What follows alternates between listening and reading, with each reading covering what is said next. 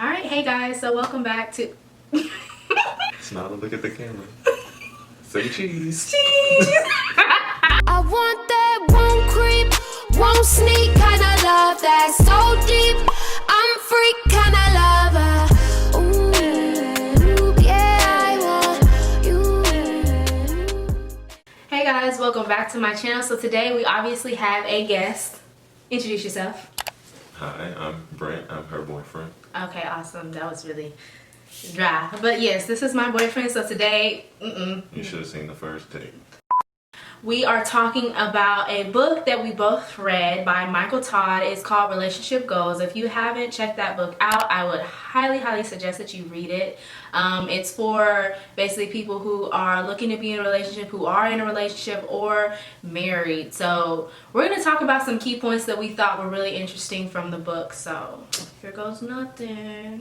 Okay, so the first point we're going to discuss is why is it so important to be single? In the book, it says it's important to be single to find out who you are, work on your weaknesses, build your strengths, and moving forward towards your purpose. Why do you think it's important for people to be single first before they jump in a relationship? So I'm not sure if being single is the most important part. I think maybe what you do with your singleness is what's the most important part, especially if you're looking That's in the book. if you're looking to, find someone, find a relationship, because you want to make sure you are your best self for someone else. Okay. Someone read the book. Not just playing. But no, he's right. Like, you do. You don't want to jump into a relationship and kind of mess up their path and how they think about relationships thus going on. A lot of people just want companionship, and you just get yourself in all these situationships and don't nothing come out of it. So Yeah, just the fact that you don't want to be alone, or you're so used to having somebody to do this and that with, or you want to look cute, you want to go on vacations, do this, that, and the third. But it's important to build on yourself, find your own purpose, figure out your own path before you try to build and grow, mending two people's paths together. yes, well put. So I think now we should move to, are single and alone the same thing? Because Oh, let's look it up. I feel I'm gonna Google it. Okay. And you feel what? I feel that people equate singleness to aloneness, which is not the same thing. So you can be single and not be alone.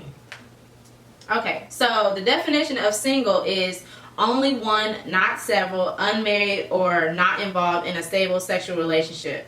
Okay, that's a little much, but okay. And then let's look up alone. Alone means having no one else present on one's own, indicating that something is confined to specified subject or recipient. Is that recipient? Yeah. Okay. You can't read? I can read sometimes.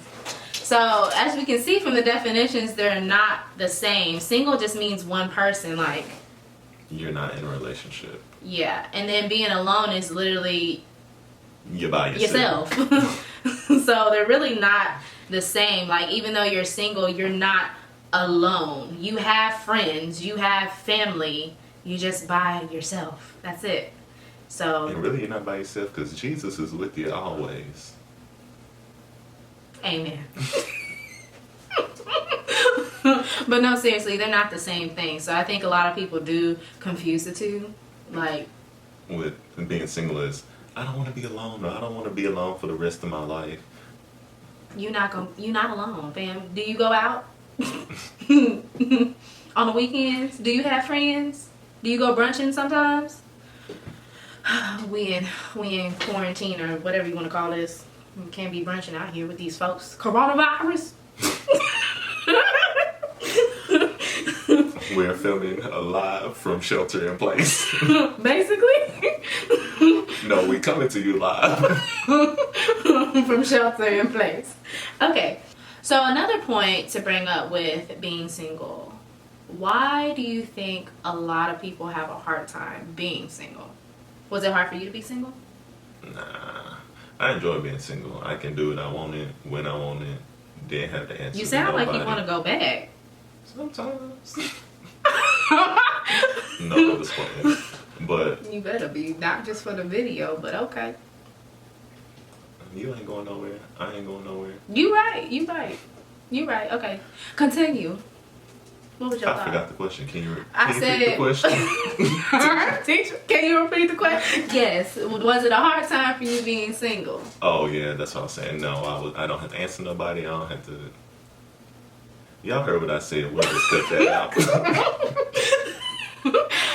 For me, being single, I was single because they just didn't want commitment. And I think that's what somewhat made my singleness a little hard. So next part of the book was talking about setting boundaries in a relationship. I personally didn't think about setting boundaries. Did you even think about setting boundaries when we first started dating? No. I didn't. I think really when we first started dating, and honestly, okay, before I even get into the dating, I don't know what's wrong with everybody nowadays, because dating seems to scare a lot of people. Like the word dating. They really be thinking we full blown in a relationship. But as y'all say, it's the talking phase. It's the same thing, you dating them. If you're courting them, you taking them out, it's dating. Okay, that's the same thing. So I just want to clear the air before I go ahead and start. But no, I did not think about setting any boundaries when we were dating. I was really just trying to take it slow because I just came out of like a pretty bad relationship. And I honestly just did not want to jump headfirst into it because I didn't even really know if I was even digging it, to be honest. Okay. Not him per se, but it's just the whole idea of like having to start over was scaring the living Jesus out of me. Yeah. Okay. It was scaring me. Understandable.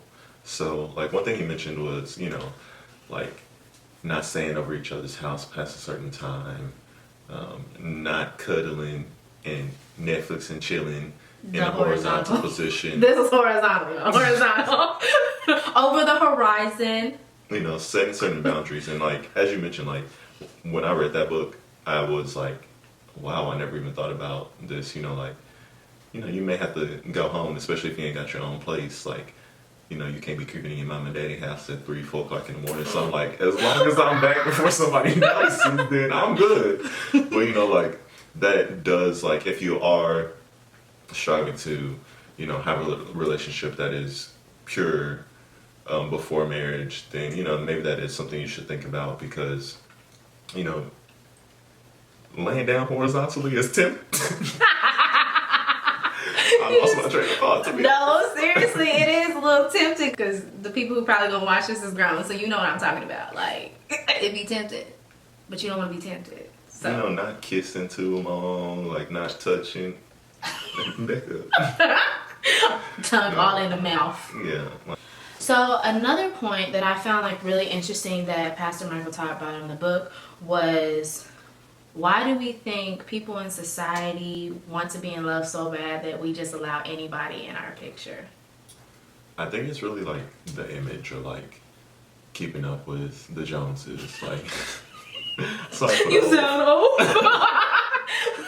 Sorry for the old phrase, but like you see everybody like from celebrities to your friends to like old high school friends, old college friends, and you see them posting things on social media. You just like have this idea of like everybody in love and you see it everywhere. So, you want to imitate that and you may not always be seeing the full picture. Mm-hmm. And so, everybody's trying to just find someone to, create their own. Okay, so we're talking about the big picture, like letting anybody into your picture. And like, I'm going to piggyback off of what he said that, in society and social media, it's mainly social media. Like, it is so misleading. If you really allow social media to dictate your relationship, it's gonna fail.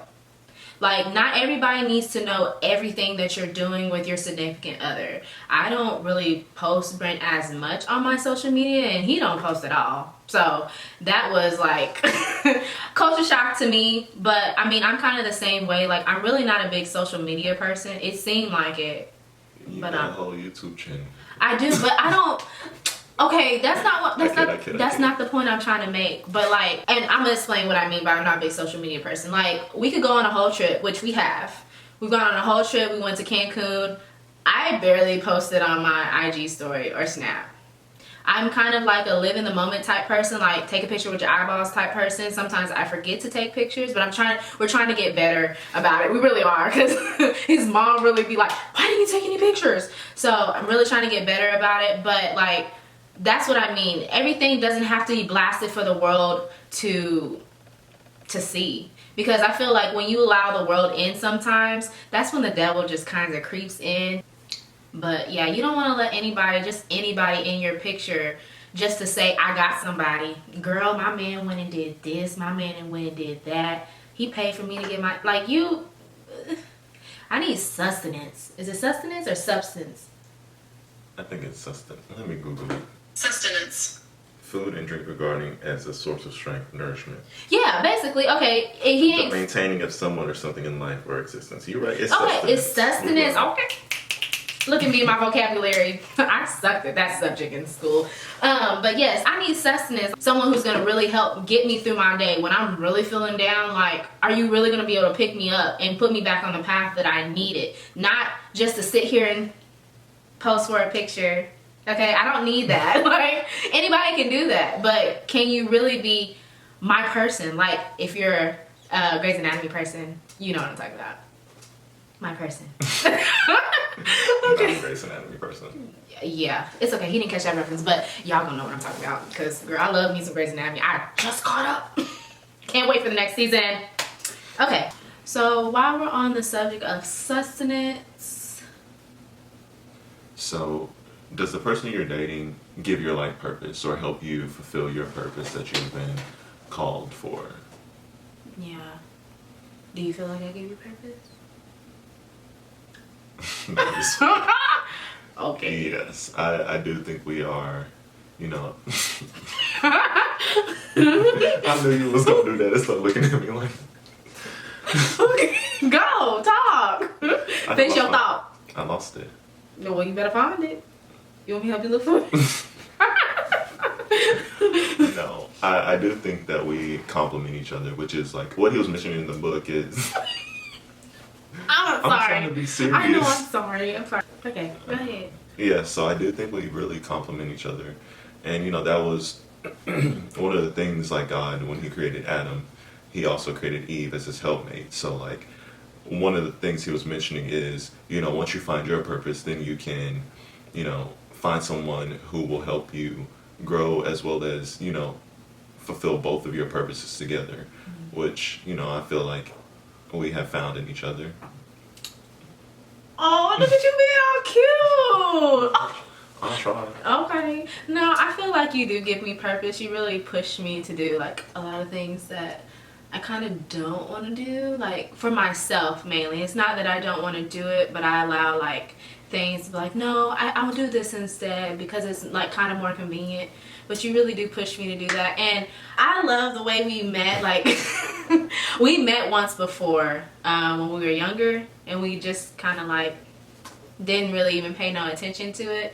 But it was crazy. Like, at the time in my life, like, I hated my relationships. I didn't want nothing to do with it. And, you know, I felt like once God knew that I was ready for it, even though I didn't know I was ready for it, he kind of just placed Brent in my life. I did not go looking for anybody, y'all. I was so low-key, it was literally ridiculous. But it was... And I thought I was going to drop it. I didn't think we was even going to... That's not the point of this story, y'all. Don't be listening to him. But no, seriously, like, I didn't go searching for Brent. And he just kind of came to me. And even though he's talking about dropping me, like, I was trying to drop him low-key because I wasn't ready. I didn't think I was ready. But then God was like, no. Like, he gave me like a big old slap on the forehead one day and was like,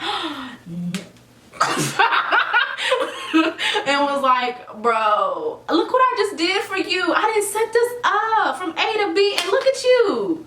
You jumping to F. Domestic violence, just want to say it. Hit means fight. That's what you tell me all the time. Hit means fight. please don't put this on. No, I am. I'm gonna put it on Please don't put this on the there. video. I am. I'm gonna put it on there. But like, I feel like y'all, when you're trying to not basically be in a relationship, but when a relationship is really meant for you, it's just gonna flow. Ooh, y'all saw You that? wanted to do that. So I bad. did. Please edit that out. No, I'm not. Because you have to let these people know this is the real us. But everything should just flow, and it should just flow. It shouldn't be, I have to try so hard to make this person like me. Like, I have to do this, I have to do that. No. I feel like you can't jumpstart God's timing with anything. You need to make sure that it is in His timing, and that actually brings up one of my favorite Bible verses, Ecclesiastes 3:11a, because it's just the first part. But He hath made everything beautiful in His time. So His timing is everything. Most people want to be in love so bad that, like we were talking about earlier, they just let anybody in the picture because they just want that picture. In God's timing, He is literally just going to place someone in your life. It's going to fit like a puzzle piece. And you're just going to be able to go on with life like, dang, I felt like you were always here. And that's how I feel with him. For that, I am thankful for you, because I felt like I could definitely be myself. As you can see through probably most of this video, because I'm not going to edit it, I can totally be myself. He can be himself. This is us, like, literally all the time. So, like, no fakeness, no nothing. Like, this is us. So, I am thankful. He does give my life purpose. No, we ain't married or engaged yet. It's coming. It's coming. So, whatever. Alright, so next thing. One of the points he also brought up in the book was, when is it time to let go? And this could be friends.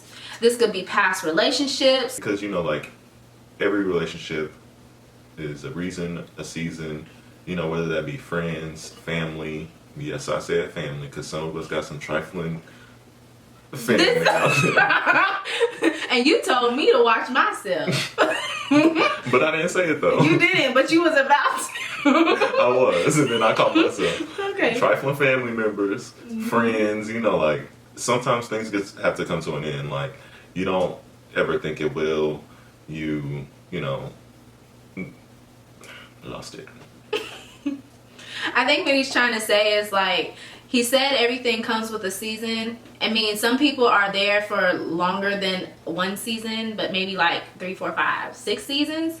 But I feel like life is definitely like a highway. And I always give this like example. I've given it to like my niece Asia and my brother. But life is like a highway. You have literally one lane, and it's you. And sometimes your friends who are those seasonal friends, they're like an exit. And eventually, what are you supposed to do? You're supposed to get back on the highway eventually. So when God says that it's right for you to add another lane, He will add another lane for you, being your mate, and y'all will go on the rest of the journey together. I feel like if you start adding other lanes, like trying to add family members or friends who you're trying to help and coddle basically to help them on their journey, it just causes distractions, number one, and it causes wrecks. Because your life, your journey, your purpose for what God has for you is only meant for one lane until it's time for you to add others. Yeah, like my pastor always says, you can't take everybody where you're going. You right, you can't. You cannot take everybody where you're going. And that's why you gotta figure, like, you gotta ask God for discernment and wisdom on when is it time to let go. Because some of us hold on to things because we feel like we need to, and we're just holding on because we don't want to let it go. But little do you know, letting it go will help you grow. Ooh. And so, like, one of the ways of letting go, or the way to let, you know, family, friends, a relationship go, like he mentioned in the Bible. Was it about Haggard? No. Oh, what? Who's Haggard? That's Abraham and Haggard. Yes, I am talking. you're right. Okay, so did you read mentioned, it? Okay. I read this book about 2 months ago, waiting on you to film this video. Don't be putting my business out there like that. Too late. Come on. This for real, okay? No, but Abraham and Sarah, how they were waiting to have a child. It took them almost 25 years for God to fulfill His promise to them. And so in that time, which sometimes we do, is try to, take God's plan and, stick our hand in it, which is what he did with the handmaid. They had Ishmael. And so once his son Isaac was born, Sarah was like, she gotta go. So her and her baby, they gotta go. And so what Abraham did, which is how we should, dismiss some of our relationships, is do it soon, do it early. Abraham got up early and fixed her a to-go bag, basically. He packed her stuff in a box. It was like... Yeah. And, do it early. Don't do it with any malice. He grabbed her things that she needed to go, and he sent her on her way. Same thing we can do with other relationships. There's no reason to, fall out with somebody and, have an argument and this, that, and the third. Yeah.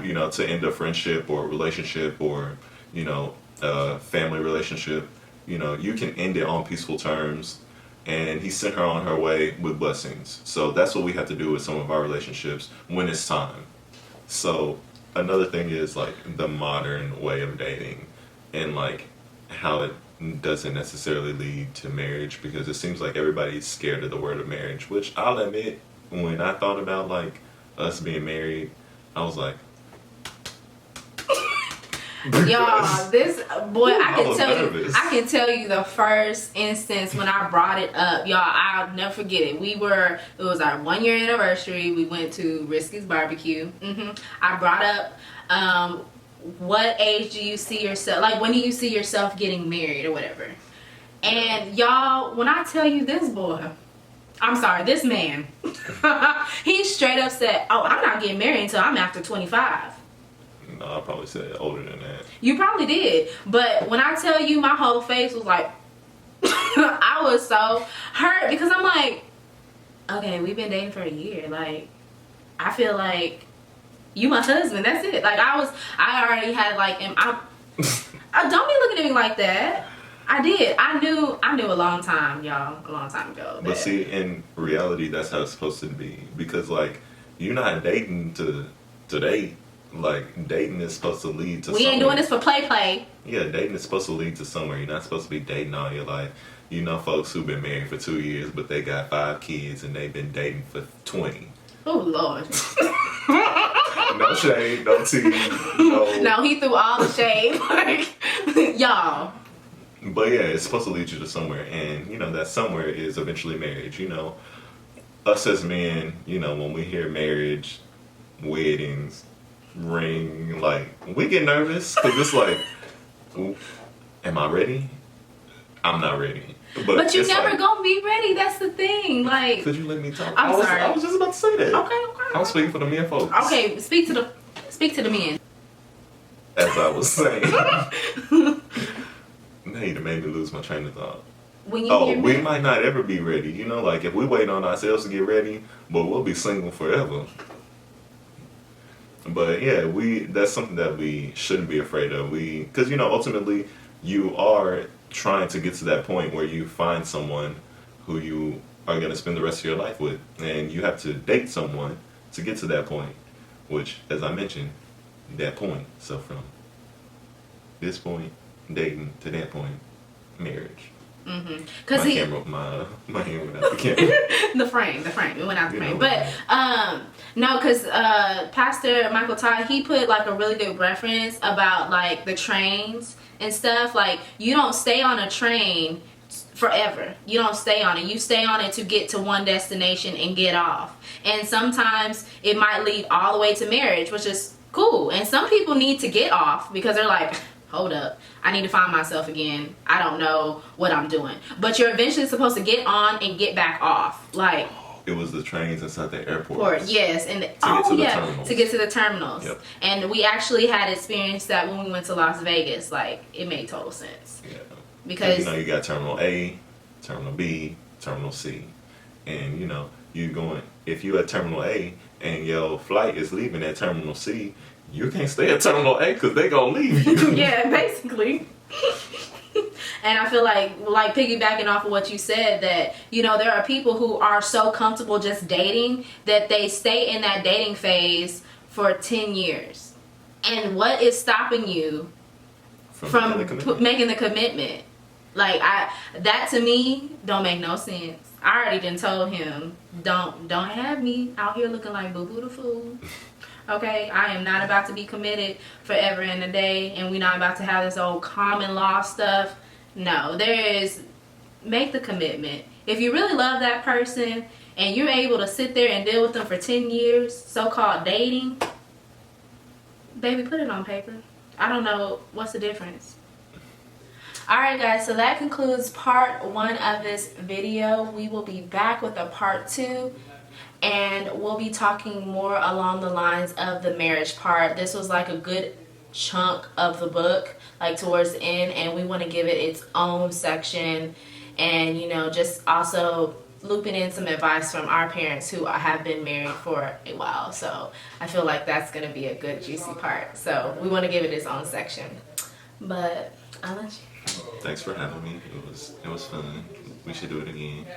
We are going to do it again. That's why there's a part 2. You're right, part 2. Duh. Okay, but anyways, make sure y'all like, comment, and subscribe to this channel. And what? Doesn't your little like, comment, or subscribe pop up? Yeah, it's probably going to come down here. One of these. Yeah, it's going to come down here. It's okay. Thank you. Yeah, look at you. Okay. But yes, make sure y'all like, comment, and subscribe. And we'll see y'all in part 2. Bye. I want that, won't creep, won't sneak, kinda love that's so deep.